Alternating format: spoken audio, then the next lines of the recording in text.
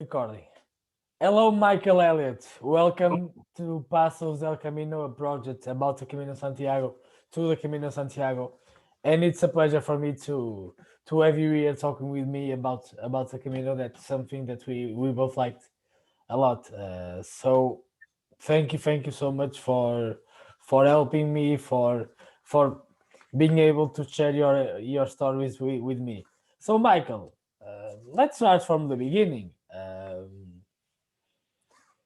How your story on the Camino had started? My story on the Camino.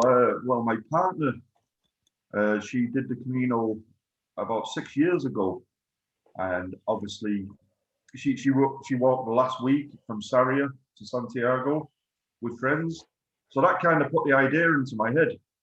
And then in 2017, I just come across a YouTube on video. Yeah, So I started watching videos, and I said, well, maybe that's something that I would enjoy.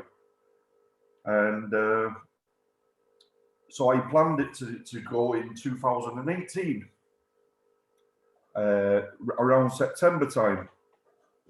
But in February, I had a heart attack and ended up having stents fitted. So I didn't think I'd be able to do it.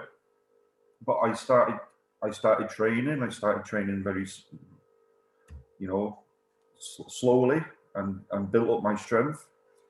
And yes, and so the date was set for the for the August August. And 2 days before I was due to travel, I broke my hand at work, so I ended up having the operation yeah, to have steel pins put into this hand. The day I was due to travel to Biarritz, so I was walking with a friend of mine, and he carried on the journey. He went out, and I followed him out the following week, and I started in Longrano. I met him in Longrano, and we started walking from there. So you could say I missed the first week. So that doesn't it was matter. like a journey that was not supposed to happen for me. Yeah, And yeah, so I got out there and I just started walking, and it was brilliant. yeah, that's amazing. That's amazing. So right now, looking back to that time, why the Camino was so special for you? Oh, it was just for me. Obviously, for the exercise, being outside every day, uh, and just meeting fabulous people along the way and sharing stories and sharing our lives, and just walking every day and being outside and beautiful countryside. And I like the fact that you wake up somewhere new every day Yeah, and you can start walking, and the freedom, it was just such an amazing experience. definitely, definitely. So for me, I started walk the Camino in 2000. Okay, I started my Camino in 2016, but the first one was on bike. Then the other four, it was on foot, but the first one was on bike. And at the Camino was late October in 2016, and I walked the Portuguese Camino from Braga to Santiago. I live in a town called Braga, and then Santiago to Braga. And on my first day, on my first stop to a coffee at a bar, at a small cafe, I I there was like this like old pilgrim with very rough expat, like long very like long beard, uh, big long hairs, very rough, like old guy. No, but I was talking to this guy, and he just told me like something like that. Do you know? I lived, I live on the Camino de Santiago from the last 9 years and 6 months, Right. and that was like, okay, what is this? Why this is so special? For pilgrims living, walking there without getting out of the Camino. for me was like a very big impression of it. So what was your first impression of the Camino? I was straight away. I just started. I just enjoyed it straight away. Uh, like I said, I was walking with a friend, so I enjoy his company. We was walking, we was talking. You stop for somewhere to eat, maybe a glass of wine, small beer, and like I like meeting different people, and the Camino allows you to meet people from all around the world. So for breakfast time, you could be having breakfast with Japanese and Koreans, or for lunch you could be a Spaniard and Italian. It's just Outstanding, every day was different, definitely. and people, yourself, people so helpful, and it's just brilliant. Yeah, yeah. So our question right now. Imagine, for some reason, you can go back in time and relive your best moments on the Camino. Which moment it was? I knew you was going to ask me this question. I've so many best moments. I don't have a best moment.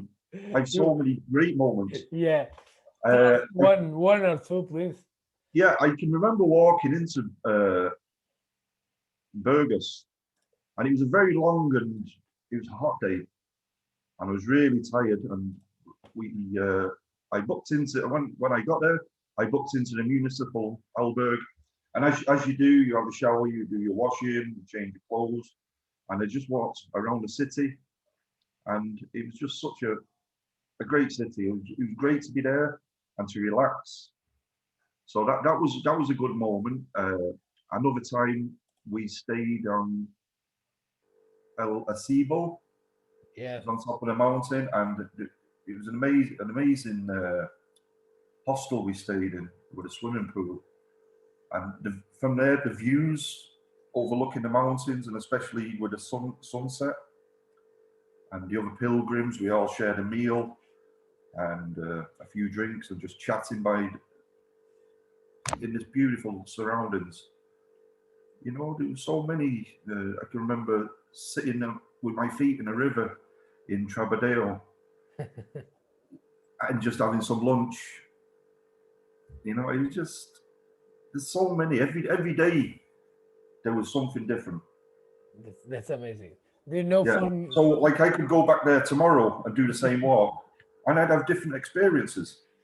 And I yeah? think that's what the Camino is. Do you know one of like I said, I have lots of good moments. Like you said, I don't have one best one. But one of was last year. Last year I was fortunately because I was able to walk the winter Camino. I walked the winter Camino from Ponferrada to Santiago. The winter Right. Camino, it's an alternative to the French Camino that starts in Ponferrada. It's more or less of 10 days walking, Yes. and it was amazing. Just amazing. I cannot describe it. Beautiful sightseeing, and on the first stage, in a place like it's a very heritage place in Spain. It's called um, Las Médulas. Um, in that place, it was I don't know. I started. It's like a big mountain rocks with orange mountains with rocks with extracted by the Romans. It's just unbelievable. And in the morning, I stayed there. I stayed there in the first time. There are some hotels, some pensions there, so I stayed there. And in the morning, I start walking very early, and in you for the first 5 kilometers or so, you have to climb a bit.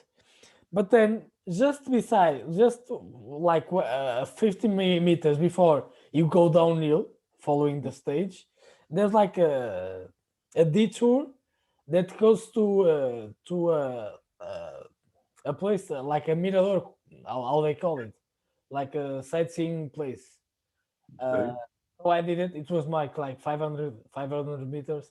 So I did it like that detour, and I just saw the most amazing sunrise I ever saw in my life. You know, that's the Camino. There's lots of sunrises It and was sunsets as well. So yeah. And when you was doing your Camino, what time of day was you roughly starting in the morning? 6:30 more or less in the morning. Yeah, yeah. Almost every time, every day, almost 6:37, uh, at least more or less. So talk about. Do you know what this is? Uh, I do, I do. I took the photograph. It's your photograph. It is. I just a few notes I can tell you there now.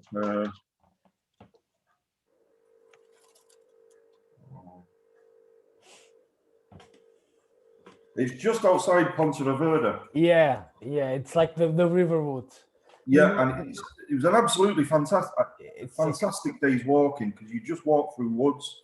There's an awful lot of climbing, yeah, hills up through the forest, and then the ground kind of evens out a bit, and you go through this tunnel, and then the path splits two ways. yeah. So I actually took the detour to the left, again through forest for maybe 3 kilometers. That was a great day. I was walking on my own that day. That was 2019. I'd walked the Portuguese with my partner and a daughter, and they left me the day before, and I was on my own, and it was brilliant. It was a real enjoyable day. In this day, in this stage, mainly this part, the forest part, but all this stage for me, it's the best stage on the Portuguese community. Yes, yes, It's just amazing for me. There are also a lot of different ones, but this yeah. is It's great, very. great opportunities for taking photographs, and you know, That's just amazing. So let's continuing. Can you share some moments of your Caminos? Some special moments that stick out to your head? uh, I Some. can.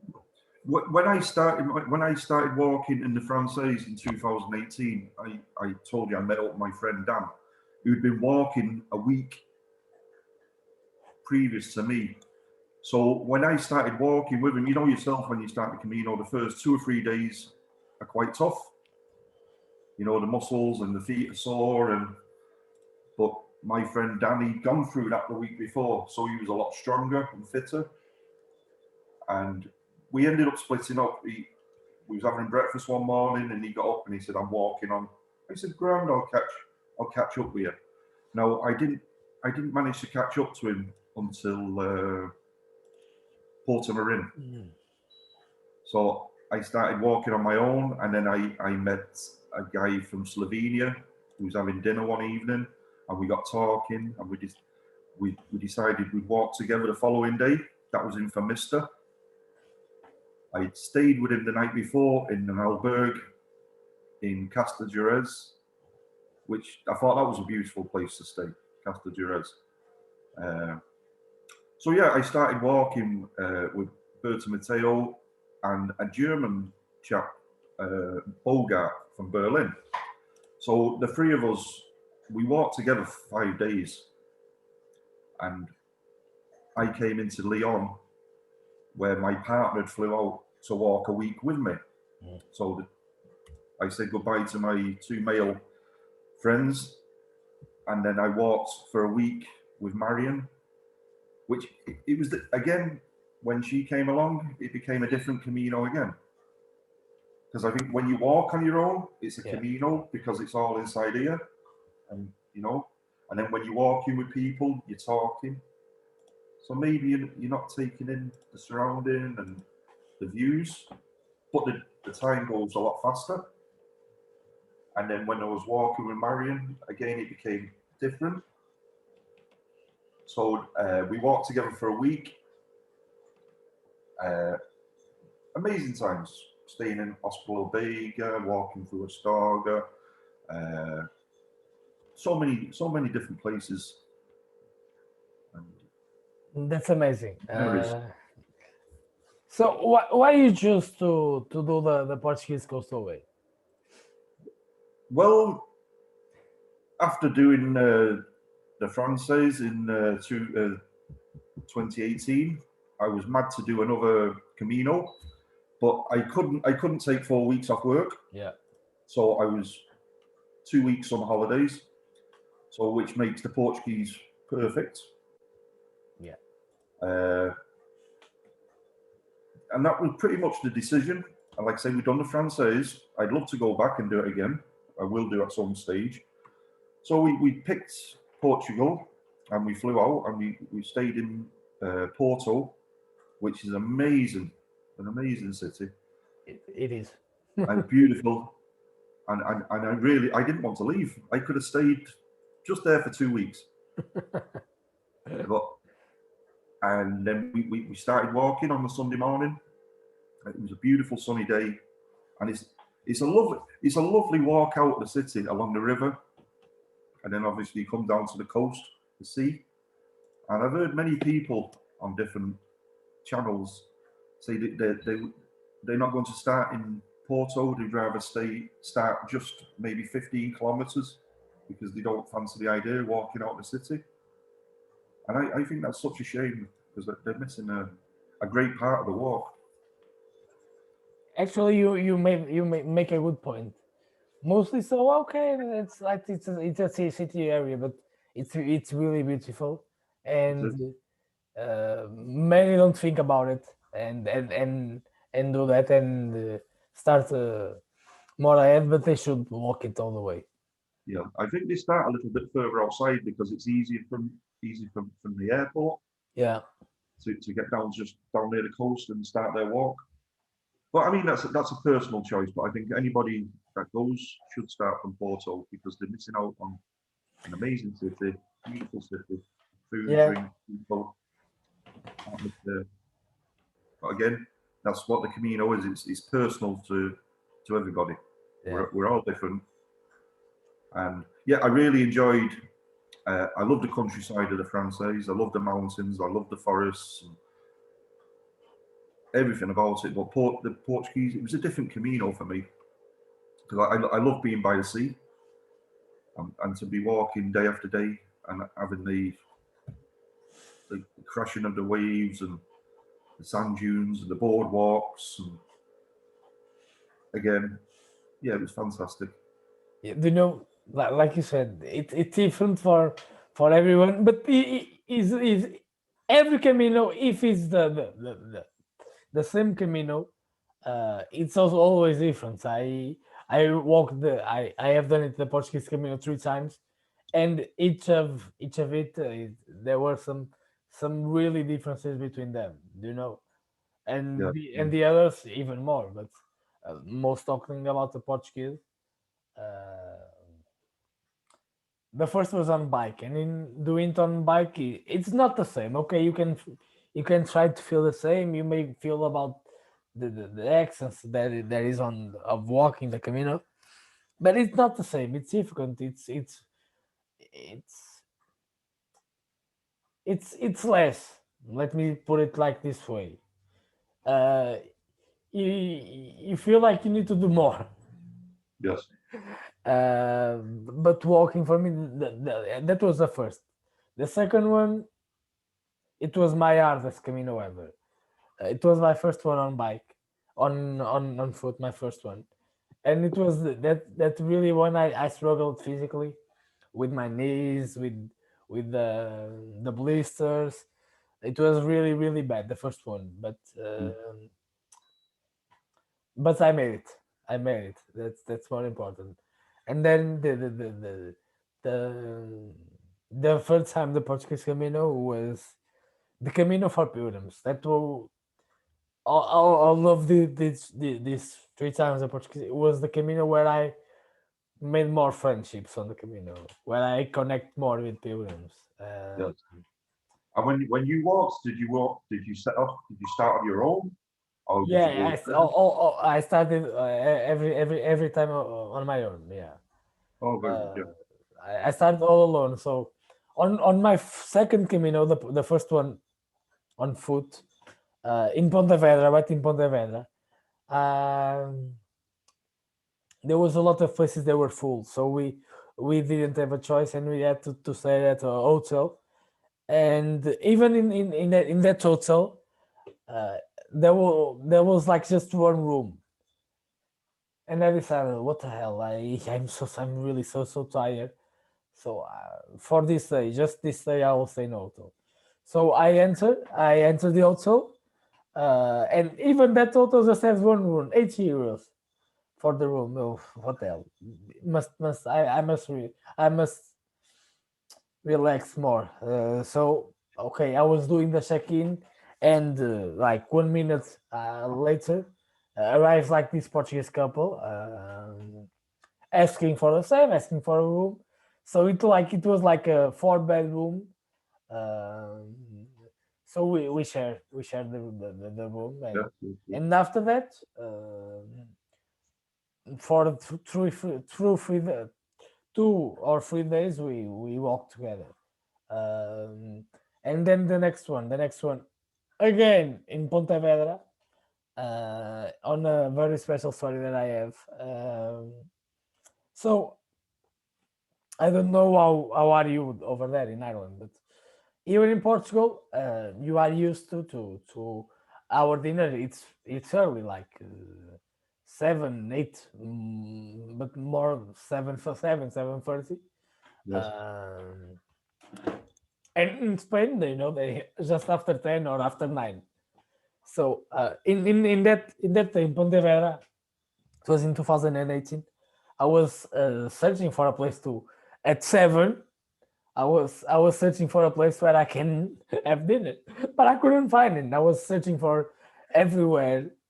I couldn't find it. It was all just closed for kitchen. The kitchen is closed. The kitchen is closed. The kitchen is closed. What the hell? So I searched for 10 minutes more, and I entered like this small bar, cafe, restaurant with like 4 tables inside. There's 2 more tables outside.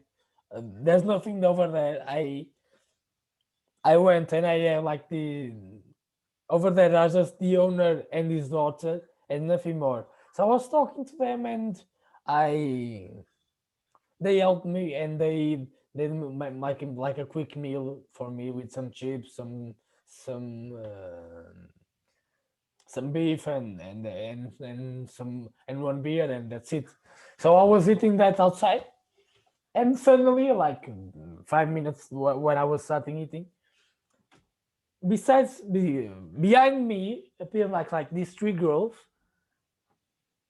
dressed like a pilgrims, and they were like very serious, looking out for my food, looking out to my food.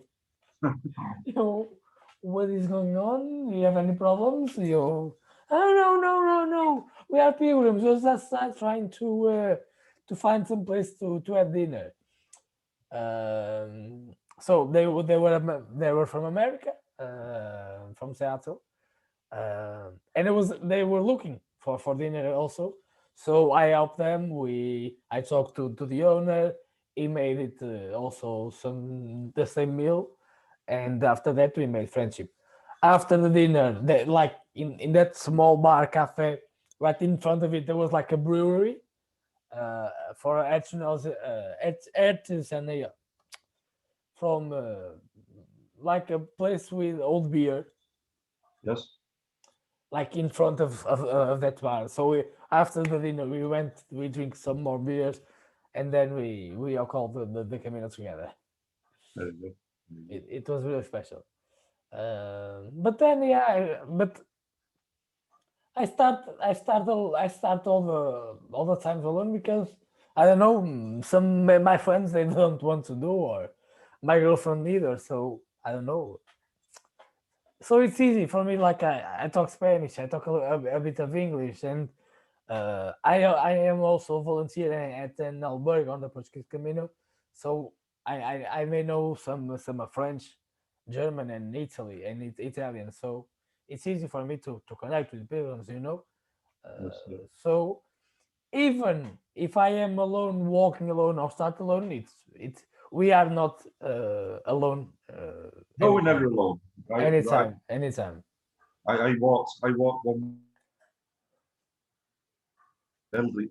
He was probably mid-70s, a Korean man, and we walked out, and it was pitch dark, and we walked together for maybe 2 or 3 hours, and he had no English, and I couldn't speak Korean, but we was just happy to be together and sharing a road, and it was a nice moment too. And the sky was so black, and there's so many stars and shooting stars, and the problem was looking for the yellow arrows in the dark, but we found our way, and that was a nice morning.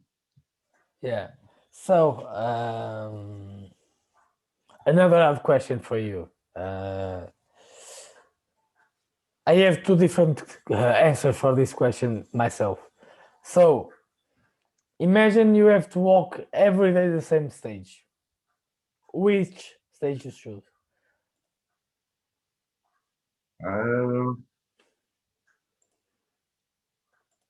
I suppose on the Portuguese, I would walk Rondondela to Ponta Verde. Yeah. It's a beautiful walk.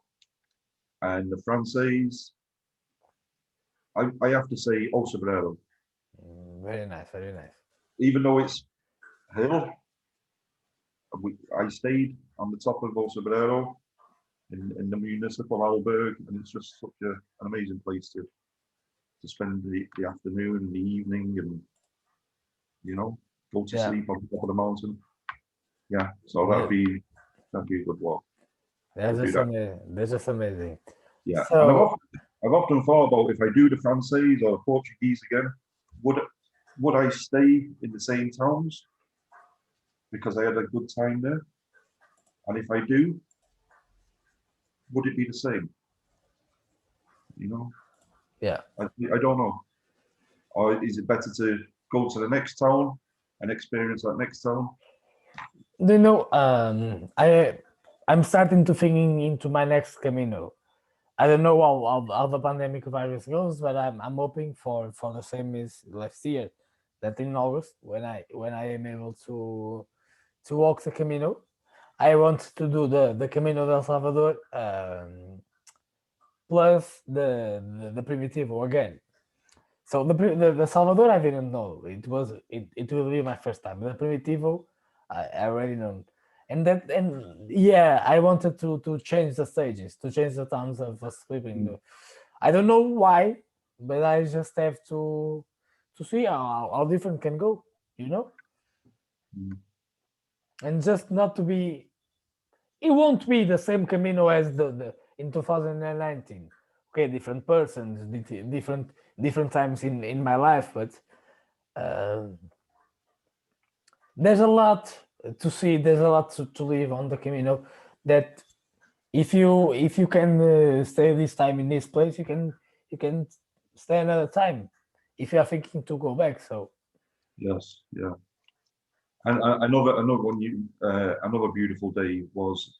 Did you do the spiritual variant when you watched? No, but I know I lost some parts of it. Not talking all of it, but I walked some parts of it. Yeah. Yeah, that was a lovely. I'm glad I took that variant. That Good was choice. really La good Ruta choice. Yeah, very good choice. the route from Stone and Water. Yeah. This is amazing. There's a lot of hills as well, so it's not an easy walk. It's not easy the first day into Almentera. So but the following day into Villanova, is it? Yeah. That was beautiful. That was really So Michael, looking back, why the Camino is so important to you right now? To me, like I didn't know what to expect when I first did it. I just enjoyed it so much, and I think I always want to keep doing a Camino or a part of the Camino every year if I can. Last year I was planning on doing the Transmaggia from Canterbury in England to Rome. I'd arranged to have 4 months off work, which my employer said that would be okay. And obviously with the COVID, I wasn't able to do that. Will I do it next time? or will I do it in sections? I just don't know. But last year, I was ready to do it. It made sense to do it. To take 4 months out of my life to walk it. But now I'm not too sure. That's You know, amazing. will I go and do a week? Will I go and do the Portuguese for 2 weeks? You know, will I do the Norte, the Primitivo? I'd like to do the English route and then getting from Santiago to Finisterre to Moxia and then come back and spend a few days in Santiago. I think Santiago is a beautiful city to relax and unwind and just sit and have a beer and watch the pilgrims walking in and the enjoyment and excitement. And, you know, Yeah. it's a nice place to unwind. Yeah, that's So yeah, I'd amazing. like to carry on doing. Well, I'm fit and healthy and I can walk. I'm And do it 52, again. 52 this year. No, I'm 53 this year. So yeah, I'd like to keep doing it. So we are almost finishing here, Michael, but Okay. 2 last questions. First, when you're thinking about a Camino, what is the first image that came out to your head?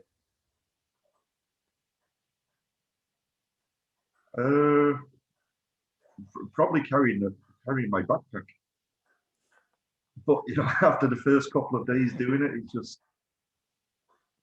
it just becomes part of your body. You know, it's not a burden anymore. I travel light, 2 sets of clothes, and not much more. That's amazing. So yeah, Yeah, that's amazing. very lightweight sleeping bag. Yeah, so but they're lessons you learn as well. You know, you don't need to be carrying all you possess with you. Yeah.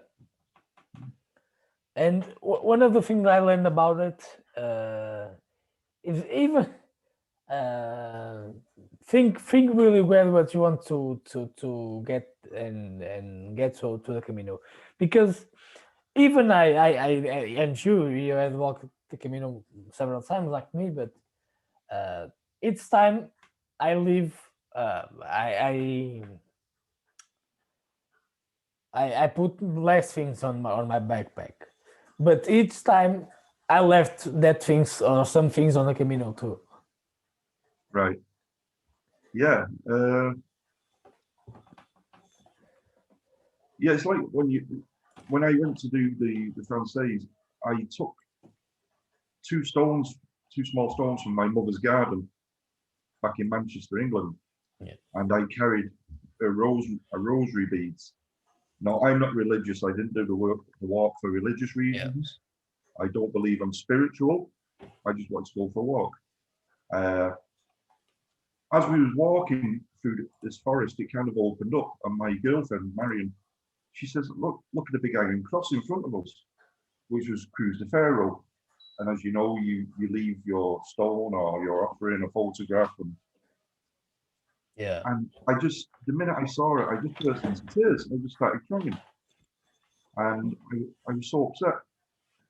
And I never thought I'd make it.